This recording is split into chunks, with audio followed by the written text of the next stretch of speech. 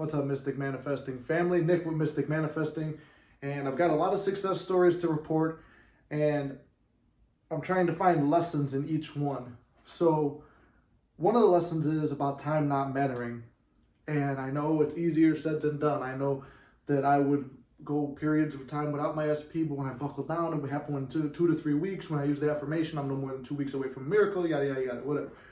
So things always, they happen in divine timing. Someone asked about this today, divine timing. Well, we all know that we want it quick, but sometimes there's lessons to be learned in all of that waiting period.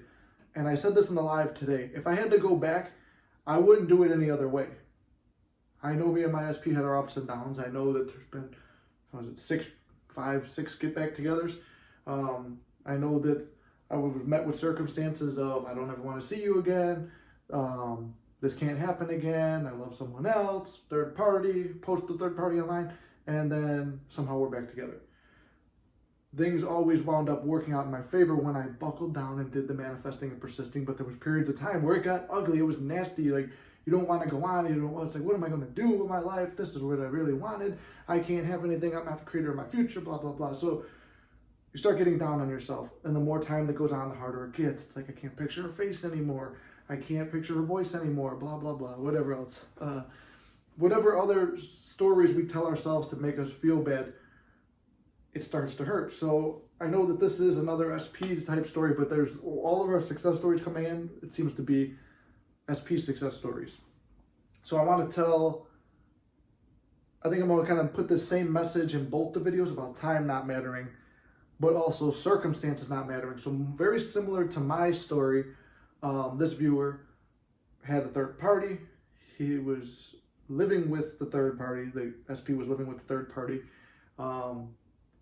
She said that, except in her case, there was like more like taunting, and like, I think the third party was, if I remember correctly, the third party was harassing her to a degree, and the SP did nothing about it, and all this stuff. So then she finds the channel, and she really wants to believe. She was struggling, and I almost had to do an Abdullah. It was during a live, and I almost shut the door on her, and she's like, thank you for snapping me out of it.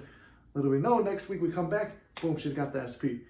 And it's still growing and working, but she's pretty much in the end. She's living in the end, and she's got the SP, and she said everything she wanted, obsessed, and almost to the point where she's like a little too obsessed, but she's happy with it. It's like in a good way, I guess. And I'm really happy for her.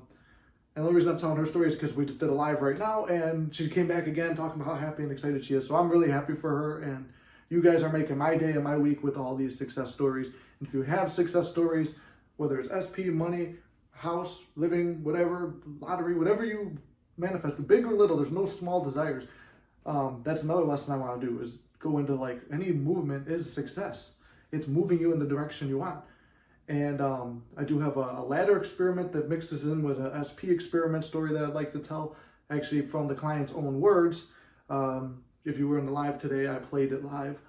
But we'll finish off with this girl's story. So anyway, she really wants this guy and everything. Then he calls her up in the middle of the night, and I believe it was off another number. She winds up answering it, thinking I think it was maybe the third party harassing her or whatever. And while the third party was still in the house, he tells her to come over. They're out front. They went for a nice walk together. It was romantic. They had a good time. He says that she's the only woman for him, and that he loves being with her, and he wants to be with her.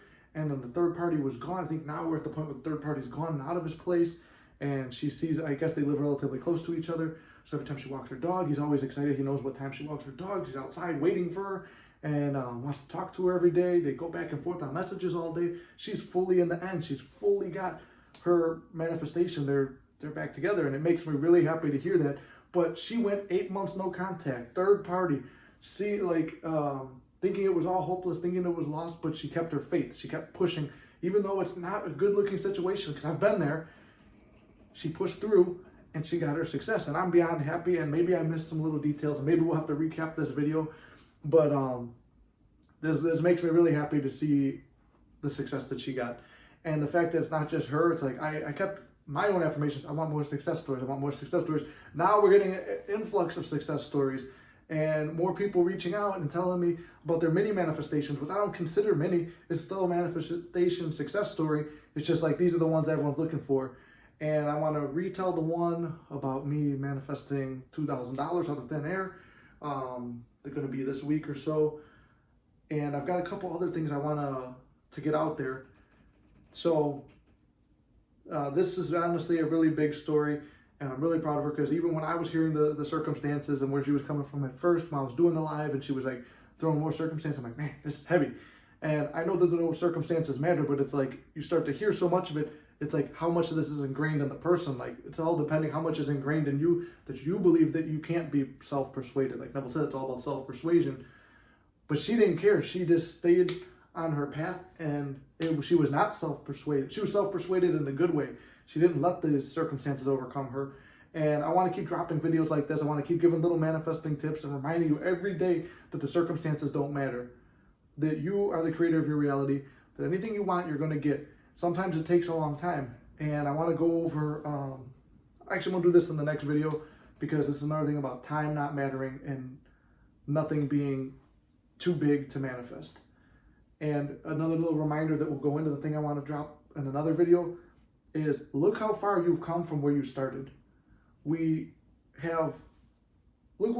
yourself to where you are, from where you are today to where you were yesterday. Any little movement, if you were in no contact with SP and you're unblocked today, major movement. If you're in semi-contact and now you're flirting but nothing's happening, major movement. And it goes through like a little process. The bridge unfolds naturally, so don't worry about it. All right, guys, so I hope this helps. I hope her story makes you feel better. I hope it makes you see that there's no circumstances too strong to stop you. You can see it from me and her. We have very similar stories, and I'm very happy to report this story to you guys. So I hope it helps. Love you guys. I'll see you in the next Circumstances Don't Matter.